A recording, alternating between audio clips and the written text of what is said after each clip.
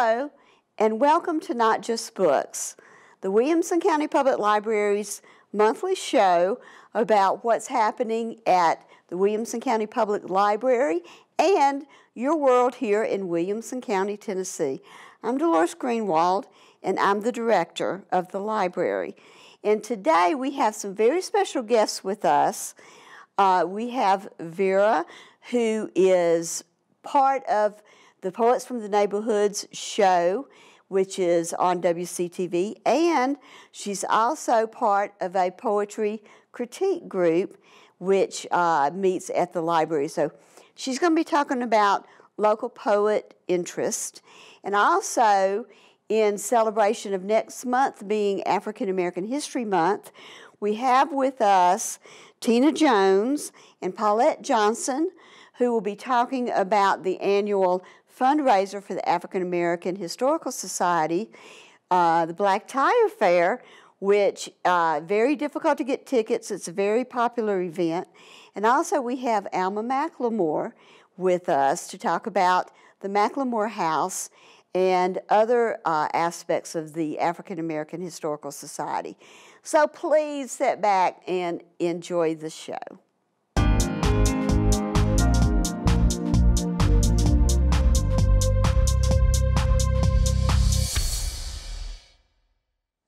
Hello and welcome back. We have with us a delight, Vera with Poets from the Neighborhood, and she's going to talk about Poets from the Neighborhood and also two of her books. Hello there. Good to see you. Good to see you too. Well, first, let's talk a little bit about Poets from the Neighborhood. Give the viewers a little bit of background. Yes. So, Poets from the Neighborhood is a program through which we bring out the local poets' voices and their works every week on Fridays. And so we started in 2013. So we just finished 5 years. And wow. First established by Sally Lee, and since 2014 I have been taking the...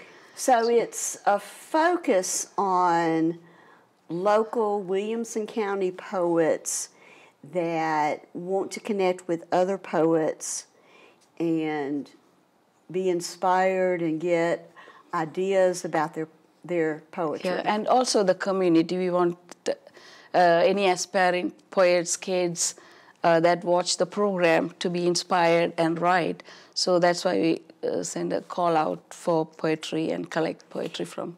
And you've done a couple of programs at the library. Yes. During National Poetry Month. Yes. I have attended and shared, not one that I had written, because I don't write poetry, but one of my favorite poems. So it's a good way to reach out to the community. Exactly. So that's why for National Poetry Month, we used to have a readout, and so lately I thought we should continue that tradition and started. I think this year we are going to have in April again on the 27th, and that will be the third annual Tennessee Poets Day.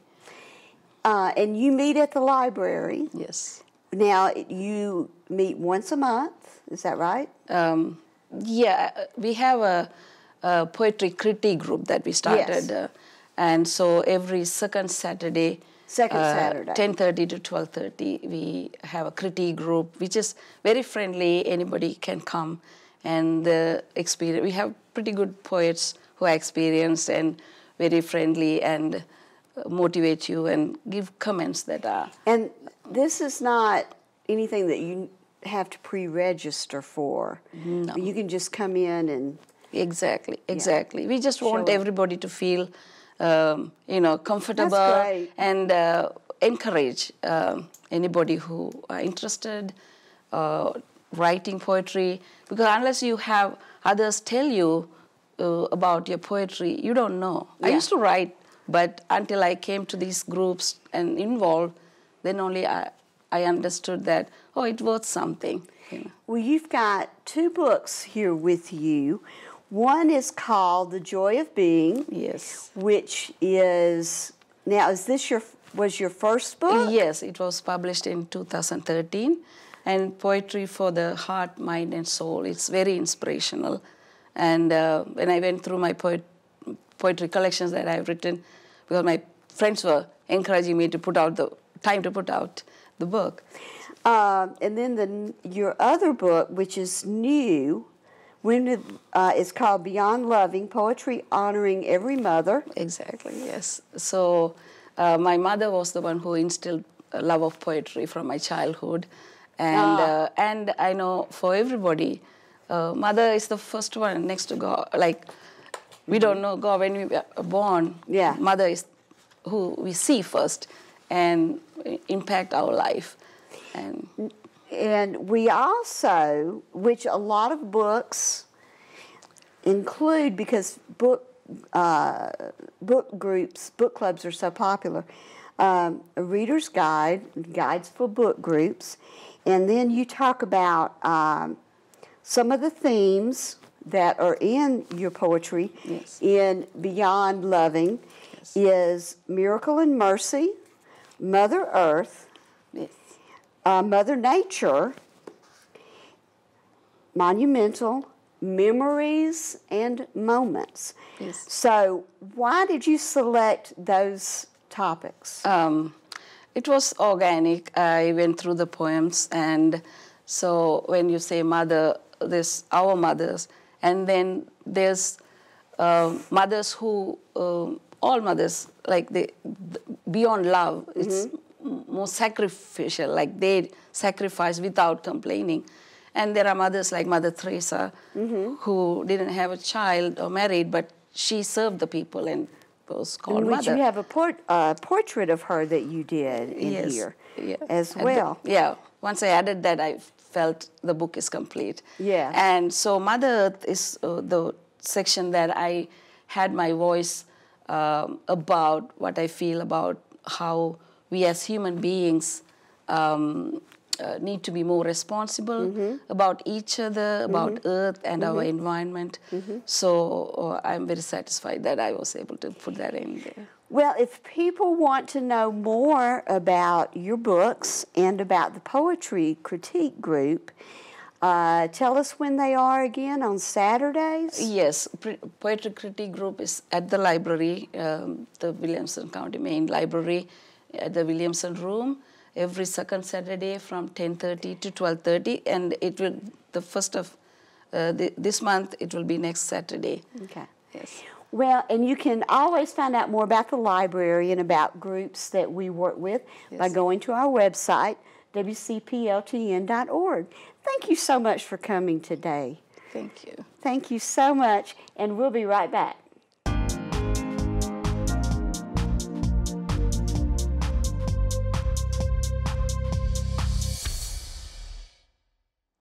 Welcome back.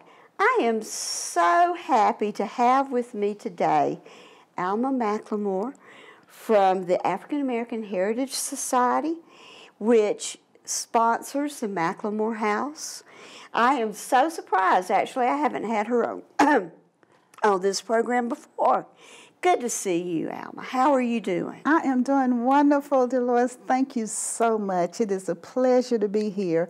I'm so excited to be here and to share with the community the importance of our organization. Absolutely, absolutely. And we have, the timing of this is a factor, because we have February's African American History Month. That is correct. So tell us about the society and who founded it and some of the key players. Okay. The African American Heritage Society is an organization that was founded back in 1992 by a group of concerned citizens who really were concerned about the preservation and protection of African American history. The Heritage Foundation was really doing well, and they were active as far as historic preservation. They were well known as in the state and the local level and the national level, but African American history was sort of being left out. So Mary Pierce, who was the director of the Heritage Foundation. God love her. Yes, and Rick Warwick, he was a historian, for the Heritage Foundation. Well, they got together with some wonderful, wonderful leaders in the community. 3 of them were retired teachers, educators. Mrs. Mary Mills, she's an icon in the community. You all know her name. And all of these names that I call are very important people who have made such a difference in the community. Mrs. Louise Patton, Mrs. Brasilia Harris, and of course, Miss Thelma Battle, who is just still running around all over the place, writing books, talking to people, doing speeches, and they're just so important. They played such a big role in the founding of the organization. And another key person, he was not a founder, but Tommy Murdick. Ah, yes. Tommy Murdick. Yes. He was an outstanding leader and president in the community. He worked with so many organizations in the community to collaborate and come together because many times people want to shy away from talking about African American history because it's painful. People don't like to share things that may not have been so bright and so pretty. But people sacrificed, and it's so, so, so important. So these people worked hard and formed the organization, and it became chartered in, 1997, but they had all kind of activities as far as fundraisers. Williamson Medical Center was the first person, and they're still supporting. They are one of our presenting sponsors, along with Crowder Trucking this year, sponsoring our event. And they have been there from day one. And all of these organizations, and there are so many people, I cannot start calling names because I will leave out a lot of people. But those were the founders, and they made the difference as far as getting the organization to where it is now. Yeah, getting people interested and on their on the radar. And people bought what they had to sell because they knew how important it was. What are some of the current things that the organization is doing now? Oh, we've got a lot of wonderful things going on.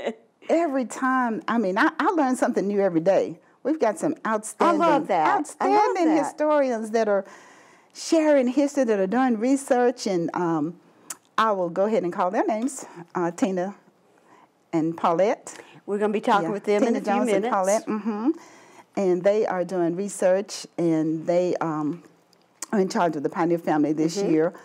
Yep. We have porch talks once a month, every first Friday of the month, and we have different titles, different topics that people come and learn new information. Well, now, where is that?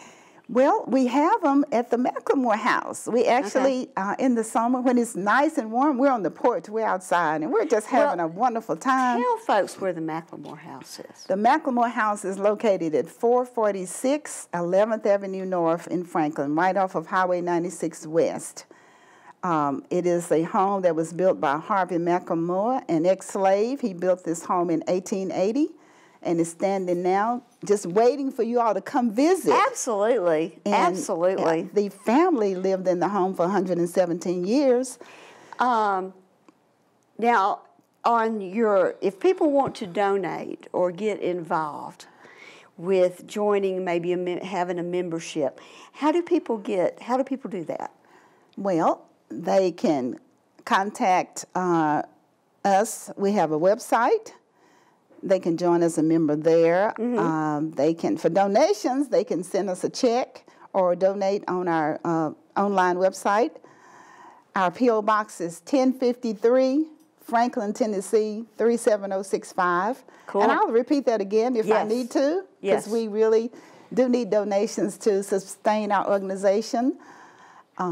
But we also need volunteers. It is a volunteer organization that we don't have a director or staff, so we do the work. The volunteers that we have, we do the work ourselves. So it's total volunteer. Total volunteer. Wow. So you got some hard-working folks that do a lot of work, because it is a sustainable organization, and people are so supportive. People are really, really understanding that this is for the future, for our present and future generations, and we have to continue to preserve all history. That's right. This is an organization that was founded because African American history was not being brought to the forefront. So that's why we have to continue to stand together, work as a united community, and research and collectively appreciate, honor, and protect those who have gone before us, and also the landmarks, the wonderful places that have been preserved and are so important to our community. I could not have said it better myself. Okay. And I think as far as fundraising, we do have an annual event. Our annual black tie is February 2nd on Saturday. We're totally sold out. Somebody's going to have to build a bigger place. Now, Embassy Suites may not like me saying that, but we are always... Yeah, we're going to talk about that in a minute, too. They're really, really great to us as far as having the event, but we always sell out, and we always have a list of people wanting to come that can't. But that's our biggest fundraiser, and we have sponsors that support, that are the main reason that we are able to raise money, because of the support of the community and donations and sponsors. Please do me a favor. Okay. Come back and let's talk more. Okay. About just the Macklemore House. Okay, I will, because I've got a lot to say. I've got a lot. I can't believe we're out of time already. Know, it just goes too fast, doesn't it? I know. Well, thank you so much much for being here. For inviting me. And just visit our website. Tell people to visit our website. We sure will. And you will find out more about our organization, because there's a lot more going on than what I was able to tell you today. Well, that's why you need to come back. Okay. And we will be right back. Thank you so much.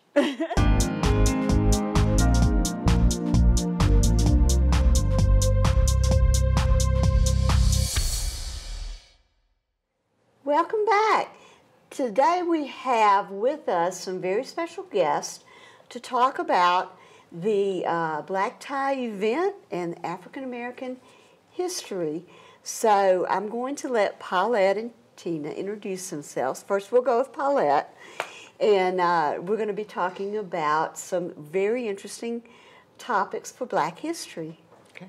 My name is Paulette Johnson. I am a member on the board of the African American Heritage Society, where I serve as treasurer. I also serve as the ticket chair for the black tie event, and I co-chair the historian part with Tina. Wow, what a great combination, you two. And Tina, tell us a little bit about your background. So I'm Tina Jones. I am also on the board of the African American Heritage Society with Paulette, and co-chair the historic committee with her. I'm a retired lawyer, I guess is the best way to put it. I was a healthcare lawyer in Nashville for many years, and now have just become a full-time historian. I just love history. I was going to say, you're having a lot more fun now. Yes, I am. I do. I love it. I love it. Well, and I always love it when guests brings books. But Paulette, you have a green book. Yes, the Green Book was originally printed for African Americans that were mostly middle class, wanting to travel, and it listed, if you would, safe places for travel, hotels, tourist homes, nightclubs, beauty parlors, just about anything you had a need for was listed by state and then by town. Now, when was this one printed, for example? When were these? This is the last one that was circulated, and it was printed. This was the 1963-64 edition, and they started in 1936. Oh, that's interesting, because that's a little after the Great Migration, isn't it? Yes. Yeah. Yes. Okay. Yes. It's a little after the Great Migration. It's also ended just doing civil rights. Once the civil rights laws were passed, these became obsolete. So it was felt that they weren't really needed anymore. But if you read history, you realized that they stopped just short of where they should have continued. Mm-hmm. Well, that we have an exhibit in February for Black History Month at the library, and that was one topic that we focused on was the Great Migration, mm-hmm. because I thought that's a huge portion of African American history that very few people know about. Right. Very few people. So thank you so much for bringing that book. And now let's talk about pioneer families, because your book, Tina, mm-hmm. has a little bit to do with the pioneer family that we yes. are going to be talking about. Yeah, so each year the African American Heritage Society selects a family to celebrate at our black tie event, and this year we picked the Claybrooks family. And we did something a little bit different this year. We're really profiling the descendants of 3 different branches of the Claybrooks family. Oh. So these are the descendants of 3 men and a daughter. Sort of sounds like a movie title. That does kind of sound like a title. Who were enslaved on the John S. Claybrooks plantation out in the Triune area in eastern Williamson County. And in researching the book, the family, we found one of the resources we used was this book, The Unwritten History of Slavery. And these are, in this book are interviews with former slaves from the 1920s. They were conducted by Fisk University sociology professors and students. And one of the interviews was conducted by a woman who lived in the Arrington area. She had been enslaved on a plantation there. Mm-hmm. And she talked about being a slave in Williamson County. She talked about growing up there. And she mentioned the the farm next door. So I'm just going to read to you a little bit about what she said about the Claybrooks farm. And it gave us some great insight about what the ancestors of our pioneer family this year might have gone through. She said this, at the farm next to us, you would see cornbread and meat out on the fence. The slaves would have to get it and eat it the best they could and keep working. So I'm assuming that means it was maybe on the fence post, and as they came to the end of the row, they would have to grab it. Mm-hmm. He was so mean to them. His name was Old Claybrooks. We had a kitchen to eat in, and they just had to eat the best they could. He would make them grab hot dog irons, and what that means are like the andirons from the fire, and beat them if they wouldn't. Their hands would be so sore from grabbing them that they couldn't open them. He was just mean. So, I mean, that doesn't paint a real pretty picture of Mr. John Claybrooks, but it does paint sort of a realistic picture. Yeah, I was going to say, it's realistic. Yeah. Of what life might have been like for Stephen and William and Albert Claybrooks, who are the 3 men that we have been tracing out in the Arrington and Triune area. So that was just a great discovery in doing our research. So speaking of research, when you start to plan the black tie event and you're looking at pioneer family that you want to focus on, what happens with that?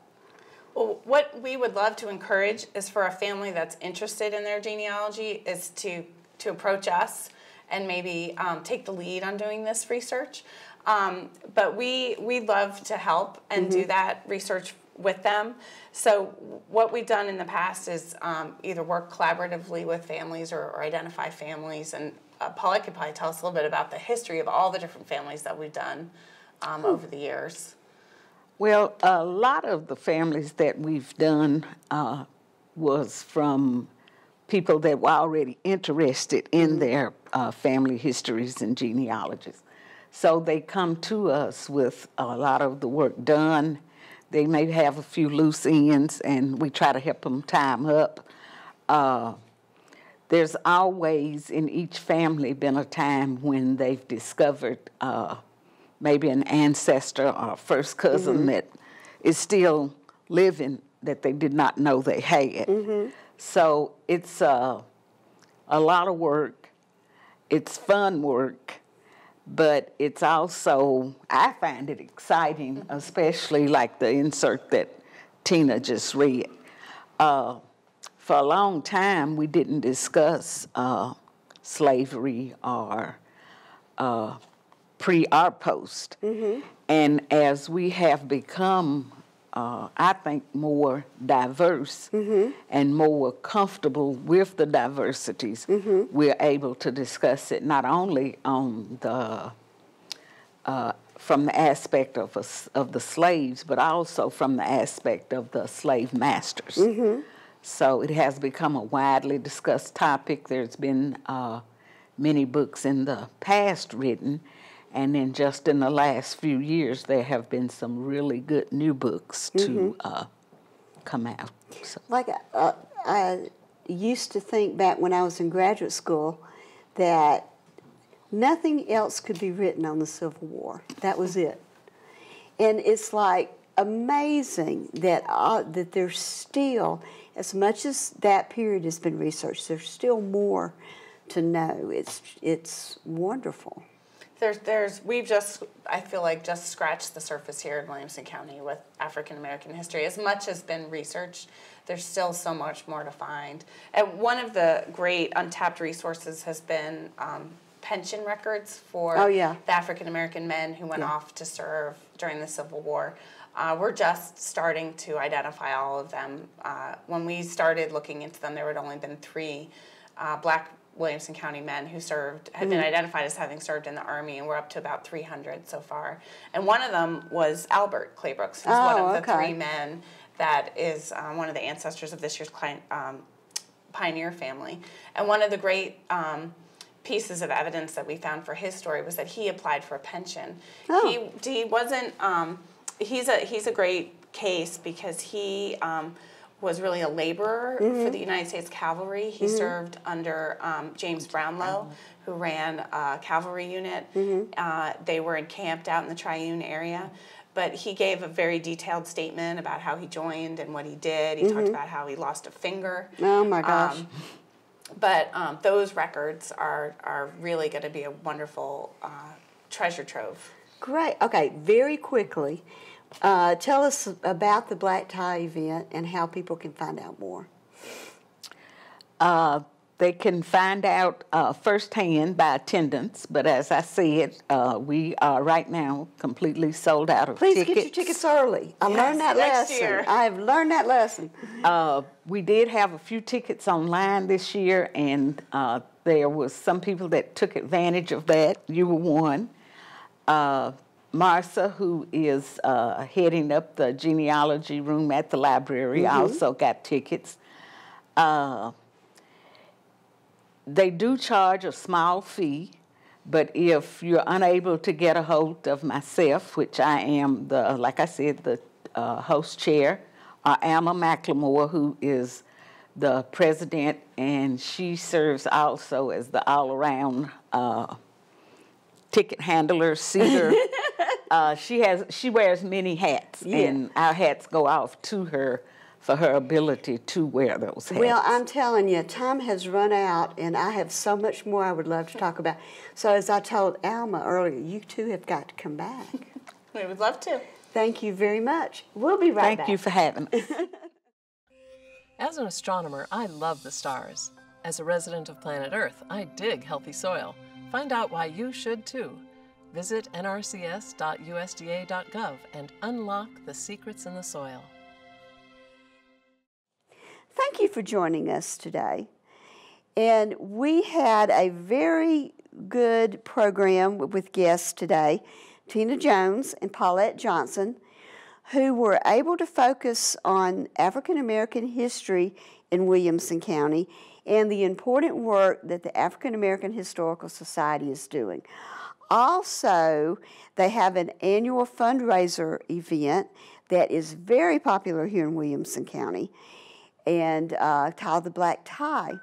So it's also very important. And Alma McLemore with the McLemore House was also here to talk about African American history and some of the interests of the McLemore House. Also, we had local poet Vera, who came and talked about the WCTV's program, Poets from the Neighborhood, and also the Poets Critique Group, which meets at the Williamson County Library. To find out more about what's going on with the library, Please connect with us through our website, wcpltn.org, or our Facebook and Twitter page at facebook.com/wcpltn.org or twitter.com/wcpltn.org. And until next time, explore your world and read.